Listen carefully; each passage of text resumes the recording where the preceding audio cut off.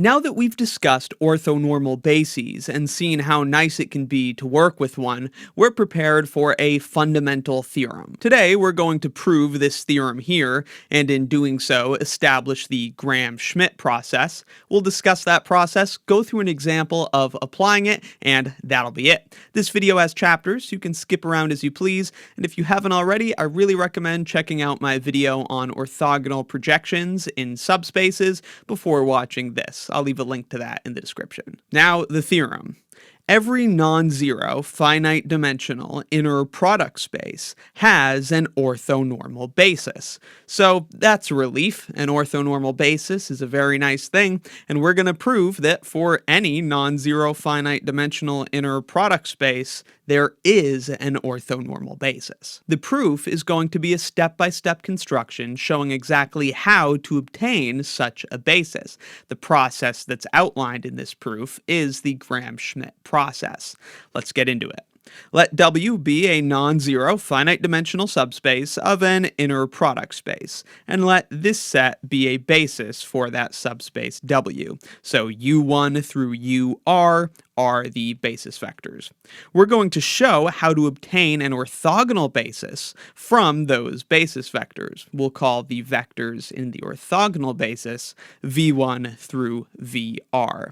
Now, the theorem is about orthonormal bases, but of course, it will be sufficient to show how to obtain an orthogonal basis, because if we have an orthogonal basis, we can just normalize its vectors to obtain an orthonormal basis. All right, now step one is super easy. The first vector in our orthogonal basis is just going to be the first vector from the given basis. We have a subspace, we know it has a basis, and we're going to take the first vector from that basis as the first vector in our orthogonal basis. In the subsequent steps of this proof, we're going to continue to take these vectors from the original basis, but we're only going to take the parts of them that are orthogonal to what we already have. So for step 2, we'll take the component of U2, the second basis vector, that's orthogonal to the space W1 spanned by that first vector V1. You may wonder, why are we wording it this way? Why say that we're taking the component orthogonal to the space instead of just saying that we're taking the component orthogonal to this single vector V1 that spans the space? The reason is that in the following steps, it will be more important to discuss the space because we'll have multiple vectors spanning it. But again, for this step, V2, our second orthogonal basis vector, is going to be the component of U2 that's orthogonal to this space. How we calculate that is by taking U2 and subtracting its projection onto the space. So if we take the projection of U2 on W1 and subtract that from U2, we'll be left with the component of U2 that's orthogonal to the space, hence orthogonal to our other basis vector. And that looks like this. So this term here is the projection of U2 onto the space spanned by V1. Again, check out my video on orthogonal projections on subspaces if this looks totally unfamiliar to you. So now we have our first two orthogonal basis vectors, V1 and V2, but there is something worth considering. What if in this process of computing V2, we've actually calculated a zero vector? What if V2 is equal to 0?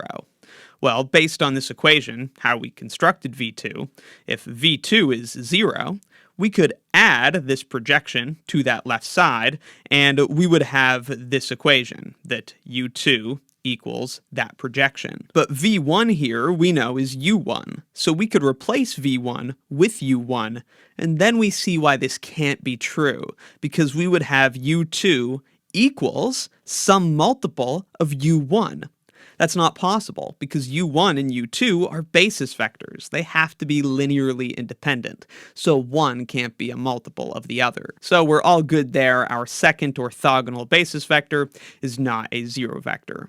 We'll go through this same reasoning again in the next step to verify that vector is not a zero vector, except it will be slightly more involved just because the computation is going to get a little bit more complicated. But here is that step 3. As you might be expecting at this point, we're just taking taking the third basis vector from the given basis, and we're going to take the part of it that's orthogonal to the space that's spanned by the first two vectors we already have, v1 and v2. In this way, we get the part of u3 that's orthogonal to our pre-existing orthogonal basis vectors. Again, this is just going to require a projection calculation. So for our third basis vector, v3, we just take the given third basis vector and subtract its projection on w2, the space spanned by our pre-existing orthogonal basis vectors. This gives us the component of u3 that's orthogonal to w2. And that looks like this. This in parentheses is just that projection. Recall from our discussion of orthogonal projections that what we're looking at here, the projection of u3 on w2, is just the sum of the projections of u3 on the basis vectors of w2. That's its projection on v1, that's its projection on v2, which looks like this in a picture. You take the projection of this vector onto a basis vector, project it on the other basis vector, and then if you add those projections, you get the projection onto the subspace. Again, we should ask the question, what if v3 is equal to 0? Is it possible that this construction produces a 0 vector? Again, if v3 was equal to 0, then we could add this projection over to the left side, and then we would have this equation, u3 equals that projection. v1 we could replace with u1, and v2 we could replace with this. This is exactly what v2 equals, just replacing that v1 with what it equals, which is u1. Thus, we're writing u3 entirely in terms of a linear combination of the u vectors, which are vectors from a basis that u3 is in. So again, what we show here is that if v3 is equal to 0, then u3 can be written as a linear combination of u1 and u2. But u1, u2, and u3 are all basis vectors, so they have to be linearly independent. So something like this cannot be possible. Hence, v3 is not equal to 0. Hopefully, you can predict step 4 at this point. We'll just take the component of the fourth given basis vector, u4, that is orthogonal to the space spanned by the first three orthogonal basis vectors that we've constructed so far. So what is v4? Well, it's u4 minus u4's projection on the pre-existing orthogonal vectors, which is starting to get pretty messy, but it's u4 minus, there's the projection. Each term is just the projection of u4 on one of the basis vectors for w3. So the projection on v1, the projection on v2, and the projection on v3. In this way, we get a fourth vector orthogonal to the first three. And again, v4 we know is not equal to 0, because if it were, then we could write u4 as a linear combination of u1, u2, and u3. That can't be possible because all those u's are basis vectors, hence they are linearly independent. And clearly, we could continue this process for r steps to obtain an orthogonal set of non-zero basis vectors v1 through vr. At each point, we would be taking one of the given basis vectors, u1 through ur, but only taking the component of it that's orthogonal to the other vectors in our orthogonal basis. So we could get an orthogonal basis, and then we could just normalize all of those vectors to get an orthonormal basis. So divide each of the vectors by their norms. And so by construction, we have established this theorem. Every non-zero finite dimensional inner product space has an orthonormal basis, and this is exactly how it can be constructed. That proof, in essence, was the Gram-Schmidt process, though there were some additional details since it was a proof. Here's the process just called down to the steps. To convert a basis, u1 through ur, into an orthogonal basis, v1 through vr, we just perform these computations. v1 is u1, v2 is the component of u2 that is orthogonal to v1, v3 is the component of u3 that is orthogonal to v1 and v2, or more precisely, the space spanned by them, and so on. We continue for r steps to obtain an orthogonal basis. If desired, we could actually normalize the vectors at each step so that at the end of this whole thing we get an orthonormal basis.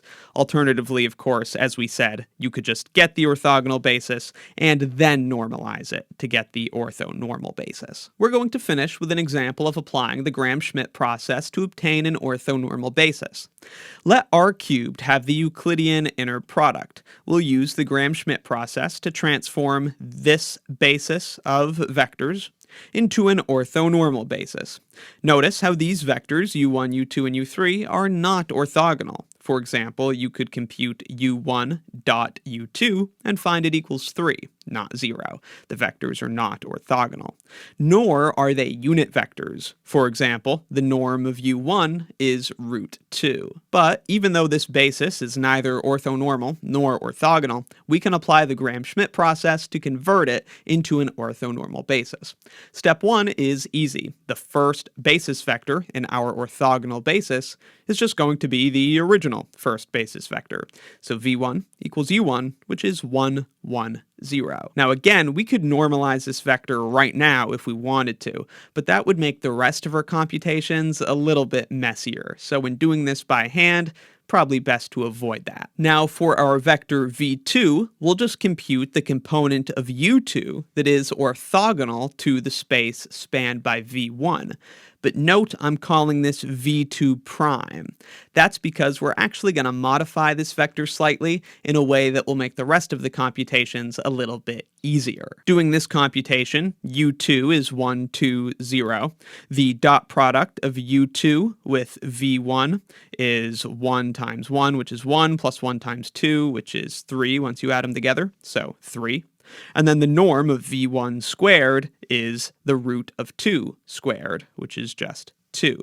And so that's getting multiplied by v1, which we see there. Once you do this subtraction, we have 1 minus 3 halves, which is negative half, 2 minus 3 halves, which is positive half, and 0. Now, scaling this vector up or down isn't going to change its direction. It's not going to change the fact that it's orthogonal to v1, which is why we could normalize it if we want. But a better idea would be to eliminate the fractions and just worry about fixing its length at the end of this process. So we did the computations in the usual way to find v2 prime, but let's actually say v2, the vector in our orthogonal basis, is v2 prime just scaled up by a factor of 2. That way we get rid of those fractions. Then v2 is this vector. And again, we'll just worry about normalizing them all at the end. Finally, our last orthogonal basis vector is v3, and that's going to be the component of u3 that is orthogonal to the space spanned by v1 and v2. And that looks like this. So u3 minus that projection. Note that back in the proof of the theorem, I used parentheses, so we had minus the projection and minus the projection, which is why you saw this addition. But in writing out the Gram-Schmidt process, I distributed the negatives, so you have minus this, minus that, minus this, minus that, and so on. Same thing in this worked out example. We have minus the projection on v1 minus the projection on v2. Do all the arithmetic, and we end up here. These are just dot products and basic vector operations, so I won't talk through them. We end up with this vector 0, 0, 2. That is our third orthogonal basis vector. It doesn't have length 1, but now is a fine time to fix that. So this here is our orthogonal basis, consisting of those 3 orthogonal basis vectors that we just constructed with the Gram-Schmidt process. Just as an example, we could dot this vector with this one. We'd get negative 1 plus 1, which is 0. These vectors are orthogonal. In order to normalize the basis to obtain an orthonormal basis, we just need to find their norms and then divide. The norm of the vector v1 is root 2. The norm of the vector v2 is root 2. And the norm of the vector v3 is 2. Then, dividing each vector by its norm, we obtain this orthonormal basis. These 3 vectors are orthogonal to each other, and they are all unit vectors. On screen now, in red, blue, and green, you can see what these orthonormal basis vectors look like in the context of R cubed sketched out with its traditional unit vectors. So this looks just like our usual frame for R cubed, but with a slight rotation. But that is the Gram-Schmidt Gram-Schmidt process and a proof of this important theorem. Let me know in the comments if you have any questions, and be sure to check out my linear algebra course and linear algebra exercises playlists in the description for more. If you find my videos helpful, please consider supporting what I do by joining Wrath of Math as a channel member. You can get early and exclusive access to select videos and extra practice, and if you join at the premium tier or above, you can access the lecture notes that I use in my courses.